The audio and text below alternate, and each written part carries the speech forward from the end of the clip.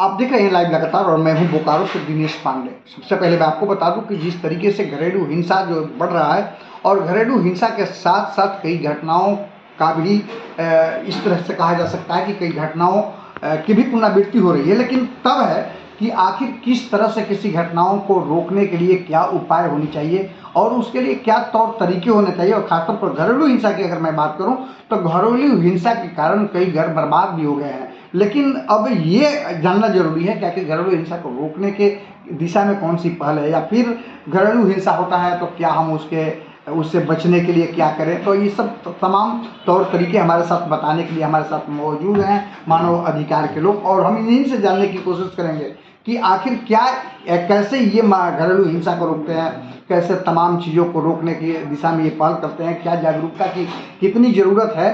तो इस पर तमाम चर्चा के हमारे साथ मौजूद है। जी, सबसे पहले आपका लाइव लगातार मैं आपका हार्दिक स्वागत करना चाहिए और हम आपसे जानना ये चाहेंगे कि आखिर जिस तरीके घरेलू हिंसा जो है आप कैसे रोक पाते हैं इसको, और रोकने की दिशा में कौन सी पहल होती है आपके द्वारा। देखिए, रोकने की दिशा में पहले तो सबसे पहले बोकारो की जनता को मेरी तरफ से नमस्कार। हमारे साथ हमारी टीम है CRPC NCIB के, और ये राकेश पांडे, चंदन सर, खान सर, ये हमारी टीम के और भी मेंबर्स हैं जो अभी दूसरे जगह व्यस्त हैं। और शुभ लगातार के द्वारा आपसे मुलाकात हो रही है जनता से बोकारो की। सर, आपका सवाल कुछ ऐसा है कि हम इस पर कैसे पहल करते हैं। तो देखिए, हमारा जो ये NGO है CRPC, ये आपका है मानव अधिकार, जो हम लोग यहाँ के लोगों को, जैसे हम लोग बोकारो की टीम है, यहाँ के लोगों को जागरूक करते हैं। और बहुत सारे महिला उत्पीड़न हमारे मेन है, जो है महिला उत्पीड़न पे पहले हम लोग फोकस करते हैं कि जहाँ भी घरेलू हिंसा हुई, कुछ तरह के विवाद हुई, तो उस पर हम लोग जा करके, जैसे हमें संदेश मिलता है कि यहाँ ये घटना घट रही है, यहाँ ऐसा हो रहा है, किसी को तकलीफ है, तो हम लोग वहाँ जा करके उसको समझौता करवाते हैं। हमारा समझौता नहीं हो पाता है, फिर हम लोग कार्रवाई करके इसको थाना तक, प्रशासन तक ले जाते हैं। प्रशासन से हमारा भी साठगांठ है इस तरीके से कि एज अ पुलिस फ्रेंडशिप कह सकते हैं इसको। वो हमारा सुनते हैं, हम उनका सुनते हैं। और हमारे बोकारो में DC और SP के द्वारा सारे थाना में ये सर्कुलेशन दिया जा चुका है कि हमारा कोई भी केस हो तो हम कॉल करें तो वो तुरंत वहाँ पहुँच करके एक्शन लें। जिस तरह से हम देख रहे हैं कि बोकारो में महिला उत्पीड़न बहुत है, ऐसा हमारे पास बहुत सारे केस आ चुके हैं। और हम लोग कोशिश यही करते हैं कि जो भी घरेलू हिंसा है वो उनके घर में ही ख़त्म हो जाए, क्योंकि पारिवारिक विवाद घर के बाहर जाने के बाद सभी को समझ लीजिए कि नष्ट हो जाता है। तो आपका जो सवाल था कि हम लोग किस तरीके से करते हैं, तो सबसे पहली बात तो मानसिकता की बात है। अगर जब तक दो परिवार में लड़ाई तभी होती है जब तक किसी एक की मानसिकता भ्रष्ट हो चुकी होती है। तो हम लोग कोशिश यही रहता है पहले जाके परिवार में वो लोग को समझौता करवाएं अपने हिसाब से। अगर वो हो जाता है तो बेहतर है, उनकी घर बस जाती है, वरना फिर हम लोग आगे कार्रवाई करके थाना प्रशासन के माध्यम से उन्हें न्याय दिलाते हैं। अच्छा, ये बताइए कि अभी तक बोकारो में जो 1 साल से आप लोग कार्य कर रहे हैं, तो 1 साल के अंदर बोकारो में कितने मामले आए? 1 साल के अंदर देखिए, मामले हमारे पास तो बहुत आए हैं, गिनती तो हम लोगों ने किए नहीं है इसके, ठीक ना। और अधिक से अधिक हम लोगों ने घर के अंदर ही बहुत सारे मामला सुलझा दिए हैं। और थाना प्रशासन तक जाती है तभी जब हम लोग के हद से बाहर चले जाती है, और हम लोग उनका मदद लेकर के लोगों को न्याय दिलाते हैं।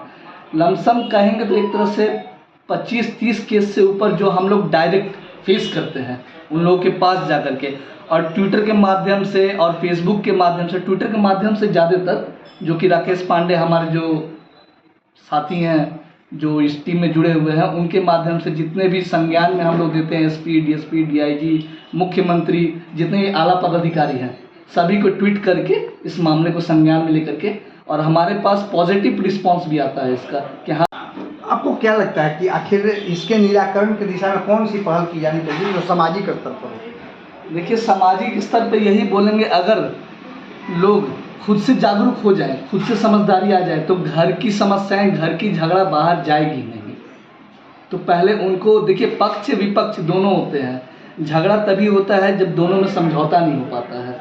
तो समझौता इस कारण से नहीं हो पाता है क्योंकि एक इंसान जब एक चीज़ पे अड़ जाता है तो दूसरे को भी लगता है खराब, क्योंकि समझौता का मतलब है दोनों को झुक के चलना, दोनों को मिलाप करके चलना। इसी में एक हो जाता है, अड़ जाता है किसी चीज़ को लेकर के, तो फिर उनसे नहीं हो पाती है, फिर उन्हें सहायता लेनी पड़ती है हमारी।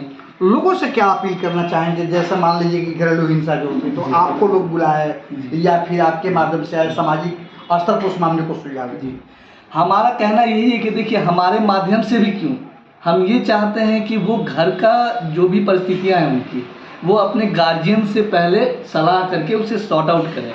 हमारा जाना भी एक तरह से, हम भी बाहरी हैं उनके लिए, मगर जब उनके घर में घुसते हैं तो हमारी भी घर है, उनकी भी घर है, तो कलेश कहीं ना कहीं सब घरों में है थोड़ा बहुत। मगर हमारा यही संदेश है कि आप लोग जो भी घर में अगर वैसा होता है तो सबसे पहले गार्जियन से समझौता की बात करें कि ये परेशानी ऐसा है वैसा है। अगर वो नहीं हो पाता है तो हमारे माध्यम से जाया करें, हम क्या करेंगे, आपको दोनों को मिलाने की कोशिश करेंगे। अगर दोनों में समझौता नहीं हो पाया तो प्रशासन की हमें और मीडिया की मदद लेनी पड़ती है। अब तो बेशक ही कहा जा सकता है कि जिस तरह से घरेलू हिंसा जो फैल रहा है उसको रोकने के लिए और इसको रोकथाम के लिए आवश्यक है लोगों को सबसे पहले जागरूक होना और लोगों की अपनी अधिकार और हक को भी समझना। तो इन हक और अधिकार को लोगों के बीच कैसे पहुंचाया जाए, इसके लिए मानव अधिकार मंच जो है ये इनके द्वारा पहल की जाती है और लोगों के जो समस्याएं हैं उसके निराकरण अस्थायी तौर पर हो जाए, इसके लिए लोग काम करते हैं। तो सवाल ये उठता है कि उनके घर की रुपए और न्यायालय में जाता है, कुछ पुलिस खाते हैं तो कुछ अधिवक्ता वकील खाते हैं, इसे कैसे रोका जाए, इसी पर ये काम करने के लिए काम कर रहे हैं। तो इनके साथ ये बेशक ही कहा जा सकता है कि जुड़ने से हमें भी काफ़ी एक सोचने और समझने की भी क्षमता मिली और हमें एक अनुभव प्राप्त हुआ। तो लाइव लगातार बोकारो से दिनेश कुमार पांडे।